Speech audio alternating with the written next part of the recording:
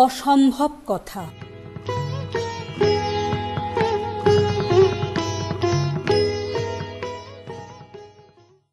এক যে ছিল রাজা, তখন ইহার বেশি কিছু জানিবার আবশ্যক ছিল না। কোথাকার রাজা, রাজার নাম কি, এ সকল প্রশ্ন জিজ্ঞাসা করিয়া গল্পের প্রবাহ রোধ করিতাম না। রাজার নাম শিলাদিত্য কি শালীবাহন, কাশী, কাঞ্চি, কনৌজ, কোশল, অঙ্গ, বঙ্গ, কলিঙ্গের মধ্যে ঠিক কোনখানটিতে তাহার রাজত্ব, এ সকল ইতিহাস ভূগোলের তর্ক আমাদের কাছে নিতান্তই তুচ্ছ ছিল। আসল যে কথাটি শুনিলে অন্তর পুলকিত হইয়া উঠিত এবং সমস্ত হৃদয় এক মুহূর্তের মধ্যে বিদ্যুৎ বেগে চুম্বকের মতো আকৃষ্ট হইত, সেটি হইতেছে এক যে ছিল রাজা।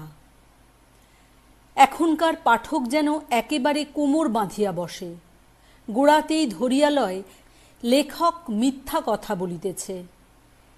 সেই জন্য অত্যন্ত শেয়ানার মতো মুখ করিয়া জিজ্ঞাসা করে, লেখক মহাশয়, তুমি যেন বলিতেছ এক যে ছিল রাজা, আচ্ছা বলো দেখি কে ছিল সেই রাজা?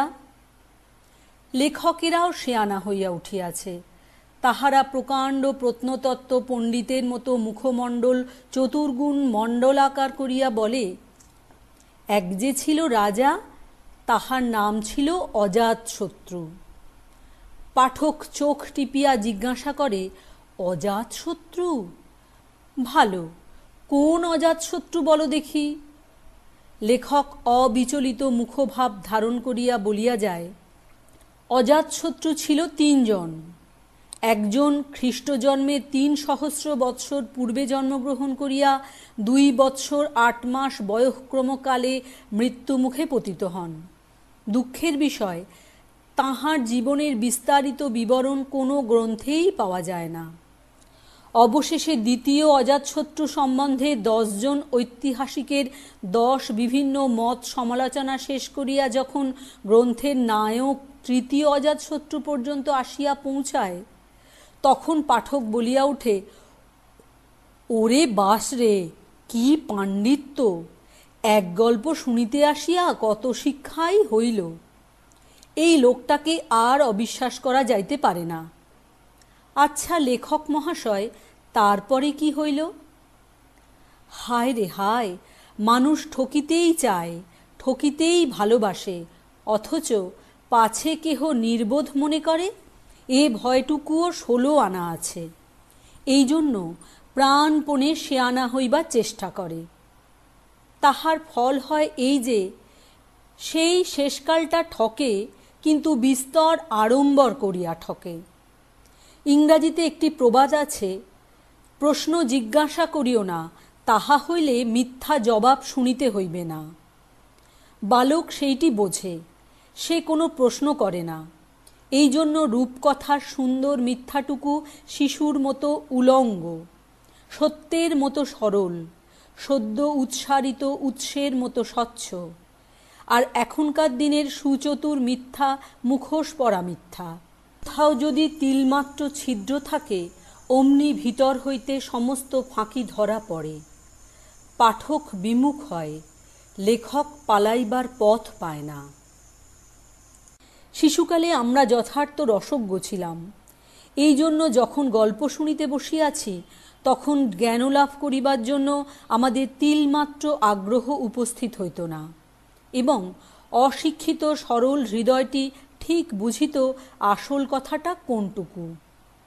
আর এখনকার দিনে এত বাহুল্য কথাও বকিতে হয়, এত অনাবশ্যক কথাও আবশ্যক হইয়া পড়ে, কিন্তু সর্বশেষে সেই আসল কথাটিতে গিয়া দাঁড়ায়, এক যে ছিল রাজা। বেশ মনে আছে, সেদিন সন্ধ্যাবেলা ঝড় বৃষ্টি হইতেছিল। কলিকাতা শহর একেবারে ভাসিয়া গিয়াছিল। গলির মধ্যে ১ হাঁটু জল। মনে একান্ত আশা ছিল আজ আর মাস্টার আসিবে না, কিন্তু তবু তাহার আসার নির্দিষ্ট সময় পর্যন্ত ভীত চিত্তে পথের দিকে চাহিয়া বারান্দায় চৌকি লইয়া বসিয়া আছি। যদি বৃষ্টি একটু ধরিয়া আসিবার উপক্রম হয়, একাগ্র চিত্তে প্রার্থনা করি, হে দেবতা, আর একটুখানি, কোনো মতে সন্ধ্যা 7:30 পার করিয়া দাও।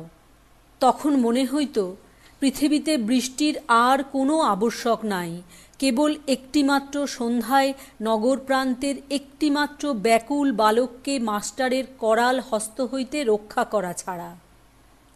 পুরাকালে কোনো একটি নির্বাসিত যক্ষ তো মনে করিয়াছিল আষাঢ়ে মেঘের বড় একটা কোনো কাজ নাই, অতএব রামগিরি শিখরের একটিমাত্র বিরহীর দুঃখ কথা বিশ্ব পার হইয়া অলকার সৌধ বাতায়নের কোনো একটি বিরহিণীর কাছে লইয়া যাওয়া তাহার পক্ষে কিছুমাত্র গুরুতর নহে, বিশেষত পথটি যখন এমন সুরম্য এবং তাহার হৃদয় বেদনা এমন দুঃসহ। বালকের প্রার্থনা মতে না হোক, ধূম্র জ্যোতি সলিল মরুতের বিশেষ কোনো নিয়মানুসারে বৃষ্টি ছাড়িল না, কিন্তু হায়, মাস্টারও ছাড়িল না। গলির মোড়ে ঠিক সময়ে একটি পরিচিত ছাতা দেখা দিল।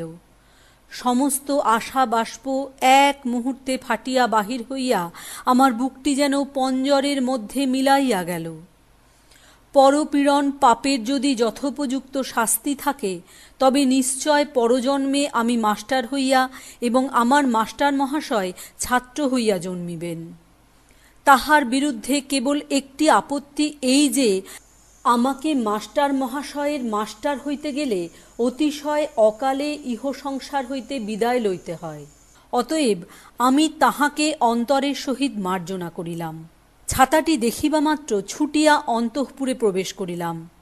মা তখন দিদিমার সহিত মুখোমুখি বসিয়া প্রদীপালোকে বিন্তি খেলিতেছিলেন। ঝুপ করিয়া একপাশে শুইয়া পড়িলাম। মা জিজ্ঞাসা করিলেন, কি হইয়াছে? আমি মুখ হাঁড়ির মতো করিয়া কহিলাম, আমার অসুখ করিয়াছে, আজ আর আমি মাস্টারের কাছে পড়িতে যাইব না।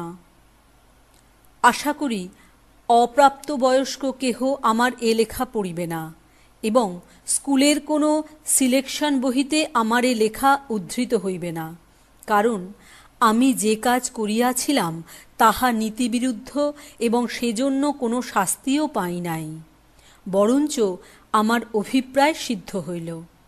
মা চাকরকে বলিয়া দিলেন, আজ তবে থাক, মাস্টারকে যেতে বলে দে।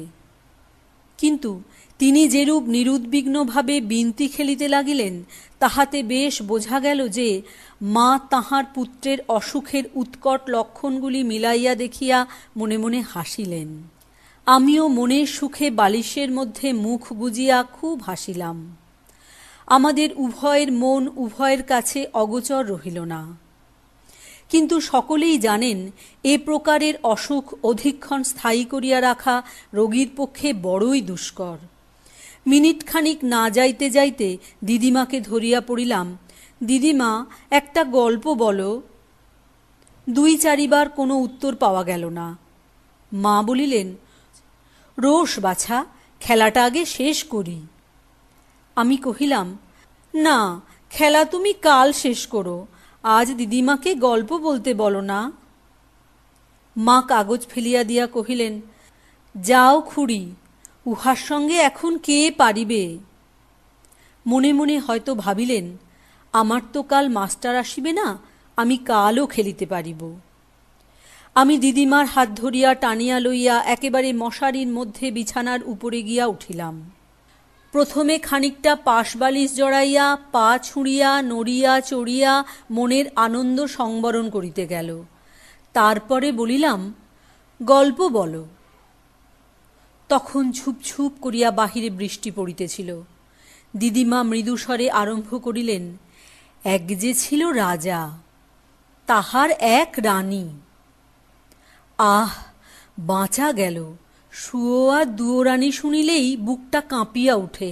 বুঝিতে পারি দুয়ো হতভাগিনীর বিপদের আর বিলম্ব নাই। পূর্ব হইতে মনে বিষম একটা উৎকণ্ঠা চাপিয়া থাকে। যখন শোনা গেল আর কোনো চিন্তার বিষয় নাই, কেবল রাজার পুত্র সন্তান হয় নাই বলিয়া রাজা ব্যাকুল হইয়া আছেন এবং দেবতার নিকট প্রার্থনা করিয়া কঠিন তপস্যা করিবার জন্য বনগমনে উদ্যত হইয়াছেন, তখন হাঁপ ছাড়িয়া বাঁচিলাম। পুত্র সন্তান না হইলে যে দুঃখের কোনো কারণ আছে তাহা আমি বুঝিতাম না। আমি জানিতাম যদি কিছুর জন্য বনে যাইবার কখনো আবশ্যক হয়, সে কেবল মাস্টারের কাছ হইতে পালাইবার অভিপ্রায়ে। রানী এবং একটি বালিকা কন্যা ঘরে ফেলিয়া রাজা তপস্যা করিতে চলিয়া গেলেন। 1 বৎসর 2 বৎসর করিয়া ক্রমে 12 বৎসর হইয়া যায়, তবু রাজার আর দেখা নাই। এদিকে রাজকন্যা ষোড়শী হইয়া উঠিয়াছে, বিবাহের বয়স উত্তীর্ণ হইয়া গেল, কিন্তু রাজা ফিরিলেন না। মেয়ের মুখের দিকে চায়, আর রানীর মুখে অন্ন জল রুচে না। আহা, আমার এমন সোনার মেয়ে কি চিরকাল আইবুড়ো হইয়া থাকিবে? ওগো, আমি কি কপাল করিয়াছিলাম! অবশেষে রানী রাজাকে অনেক অনুনয় করিয়া বলিয়া পাঠাইলেন, আমি আর কিছু চাহি না, তুমি একদিন কেবল আমার ঘরে আসিয়া খাইয়া যাও। রাজা বলিলেন, আচ্ছা। রানী তো সেদিন বহু যত্নে 64 ব্যঞ্জন স্বহস্তে রাঁধিলেন এবং সমস্ত সোনার থালে ও রূপার বাটিতে সাজাইয়া চন্দন কাঠের পিঁড়ি পাতিয়া দিলেন। রাজকন্যা চামর হাতে করিয়া দাঁড়াইলেন। রাজা আজ 12 বৎসর পরে অন্তঃপুরে ফিরিয়া আসিয়া খাইতে বসিলেন। রাজকন্যা রূপে আলো করিয়া দাঁড়াইয়া চামর করিতে লাগিলেন। মেয়ের মুখের দিকে চান, আর রাজার খাওয়া হয় না। শেষে রানীর দিকে চাহিয়া তিনি জিজ্ঞাসা করিলেন, হ্যাঁ গো রানী, এমন সোনার প্রতিমা লক্ষ্মী ঠাকুরনটির মতো এ মেয়েটি কে গা? এ কাহাদের মেয়ে? রানী কপালে করাঘাত করিয়া কহিলেন, হা আমার পোড়া কপাল, উহাকে চিনিতে পারিলে না, ও যে তোমারই মেয়ে। রাজা আশ্চর্য হইয়া বলিলেন, আমার সেই সেদিনকার এতটুকু মেয়ে আজ এত বড়টি হইয়াছে? রানী দীর্ঘ নিঃশ্বাস ফেলিয়া কহিলেন, তার হইবে না? বলো কি, আজ 12 বৎসর হইয়া গেল। রাজা জিজ্ঞাসা করিলেন, মেয়ের বিবাহ দাও নাই? রানী কহিলেন, তুমি ঘরে নাই, উহার বিবাহ কে দেয়? আমি কি নিজে পাত্র খুঁজিতে বাহির হইব?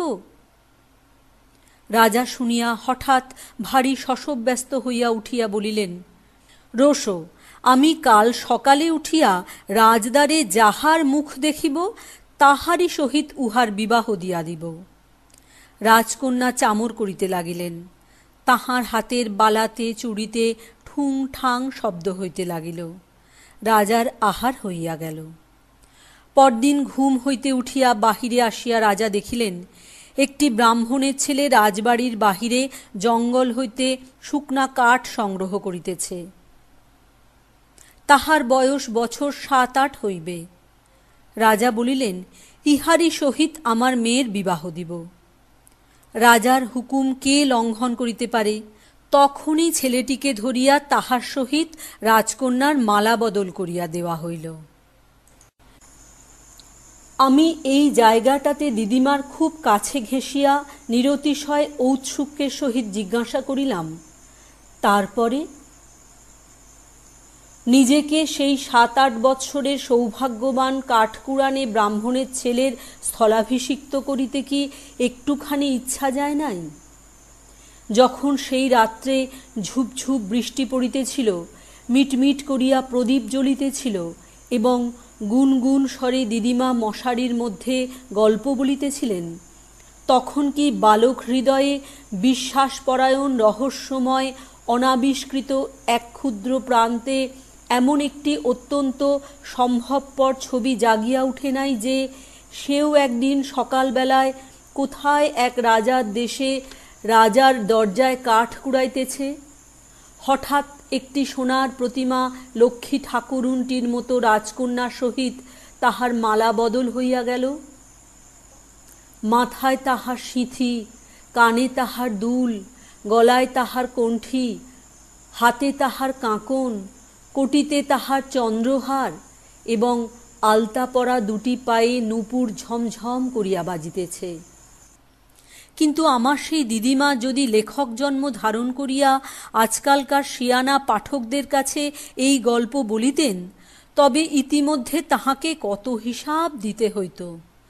প্রথমত, রাজা যে 12 বৎসর বনে বসিয়া থাকেন এবং ততদিন রাজকন্যার বিবাহ হয় না, এক বাক্যে সকলেই বলিত ইহা অসম্ভব। সেটুকুও যদি কোনো গতিকে গোলমালে পার হইয়া যাইত, কিন্তু কন্যার বিবাহের জায়গায় বিষম একটা কলরব উঠিত। একে তো এমন কখনো হয় না, দ্বিতীয়ত সকলেই আশঙ্কা করিত ব্রাহ্মণের ছেলের সহিত ক্ষত্রিয় কন্যার বিবাহ ঘটাইয়া লেখক নিশ্চয়ই ফাঁকি দিয়া সমাজবিরুদ্ধ মত প্রচার করিতেছেন। কিন্তু পাঠকেরা তেমন ছেলেই নয়, তাহারা তাহার নাতি নয় যে সকল কথা চুপ করিয়া শুনিয়া যাইবে, তাহারা কাগজে সমালোচনা করিবে। অতএব একান্ত মনে প্রার্থনা করি দিদিমা যেন পুনর্বার দিদিমা হইয়াই জন্মগ্রহণ করেন। হতভাগ্য নাতিটার মতো তাহাকে গ্রহদোষে যেন লেখক হইতে না হয়। আমি একেবারে পুলকিত কম্পান্বিত হৃদয়ে জিজ্ঞাসা করিলাম, তারপরে? দিদিমা বলিতে লাগিলেন, তারপরে রাজকন্যা মনের দুঃখে তাহার সেই ছোট্ট স্বামীটিকে লইয়া চলিয়া গেল। অনেক দূর দেশে গিয়া একটি বৃহৎ অট্টালিকা নির্মাণ করিয়া সেই ব্রাহ্মণের ছেলেটিকে আপনার সেই অতি ক্ষুদ্র স্বামীটিকে বড় যত্নে মানুষ করিতে লাগিল। আমি একটুখানি নড়িয়া চড়িয়া পাশবালিশ আরও একটু সবলে জড়াইয়া ধরিয়া কহিলাম, তারপরে? দিদিমা কহিলেন, তারপরে ছেলেটি পুঁথি হাতে প্রতিদিন পাঠশালে যায়। এমনি করিয়া গুরু মহাশয়ের কাছে নানা বিদ্যা শিখিয়া ছেলেটি ক্রমে যত বড় হইয়া উঠিতে লাগিল, ততই তাহার সহপাঠীরা তাহাকে জিজ্ঞাসা করিতে লাগিল, ওই যে 7 মহলা বাড়িতে তোমাকে লইয়া থাকে, সেই মেয়েটি তোমার কে হয়? ব্রাহ্মণের ছেলে তো ভাবিয়া অস্থির, কিছুতেই ঠিক করিয়া বলিতে পারে না মেয়েটি তাহার কে হয়। একটু একটু মনে পড়ে একদিন সকালে রাজবাড়ির দ্বারের সম্মুখে শুকনা কাঠ কুড়াইতে গিয়াছিল, কিন্তু সেদিন কি একটা মস্ত গোলমালে কাঠ কুড়ানো হইল না। সে অনেক দিনের কথা, সে কি কিছু মনে আছে? এমন করিয়া 4-5 বৎসর যায়। ছেলেটিকে রোজই তাহার সঙ্গীরা জিজ্ঞাসা করে, আচ্ছা, ওই যে 7 মহলা বাড়িতে পরমা রূপসী মেয়েটি থাকে, ও তোমার কে হয়? ব্রাহ্মণ একদিন পাঠশালা হইতে মুখ বড় বিমর্ষ করিয়া আসিয়া রাজকন্যাকে কহিল, আমাকে আমার পাঠশালায় পোড়োরা প্রতিদিন জিজ্ঞাসা করে, ওই 7 মহলা বাড়িতে যে পরমা সুন্দরী মেয়েটি থাকে, সে তোমার কে হয়? আমি তাহার কোনো উত্তর দিতে পারি না। তুমি আমার কে হও বলো। রাজকন্যা বলিল, আজিকার দিন থাক, সে কথা আর একদিন বলিব। ব্রাহ্মণের ছেলে প্রতিদিন পাঠশালা হইতে আসিয়া জিজ্ঞাসা করে, তুমি আমার কে হও? রাজকন্যা প্রতিদিন উত্তর করে, সে কথা আজ থাক, আর একদিন বলিব। এমনি করিয়া আরও 4-5 বৎসর কাটিয়া যায়। শেষে ব্রাহ্মণ একদিন আসিয়া বড় রাগ করিয়া বলিল, আজ যদি তুমি না বলো তুমি আমার কে হও, তবে আমি তোমার এই 7 মহলা বাড়ি ছাড়িয়া চলিয়া যাইব। তখন রাজকন্যা কহিলেন, আচ্ছা, কাল নিশ্চয় বলিব। পরদিন ব্রাহ্মণতনয় পাঠশালা হইতে ঘরে আসিয়াই রাজকন্যাকে বলিল, আজ বলিবে বলিয়াছিলে, তবে বলো। রাজকন্যা বলিলেন, আজ রাত্রে আহার করিয়া তুমি যখন শয়ন করিবে, তখন বলিব। ব্রাহ্মণ বলিল, আচ্ছা, বলিয়া সূর্যাস্তের অপেক্ষায় প্রহর গণিতে লাগিল। এদিকে রাজকন্যা সোনার পালঙ্কে একটি ধবধবে ফুলের বিছানা পাতিলেন, ঘরে সোনার প্রদীপে সুগন্ধ তেল দিয়া বাতি জ্বালাইলেন এবং চুলটি বাঁধিয়া নীলাম্বরী কাপড়টি পরিয়া সাজিয়া বসিয়া প্রহর গণিতে লাগিলেন। কখন রাত্রি আসে? রাত্রে তাহার স্বামী কোনো মতে আহার শেষ করিয়া শয়নগৃহে সোনার পালঙ্কে ফুলের বিছানায় গিয়া শয়ন করিলেন। ভাবিতে লাগিলেন, আজ শুনিতে পাইব এই সাতমহলা বাড়িতে যে সুন্দরীটি থাকে সে আমার কে হয়। রাজকন্যা তাহার স্বামীর পাত্রে প্রসাদ খাইয়া ধীরে ধীরে শয়নগৃহে প্রবেশ করিলেন।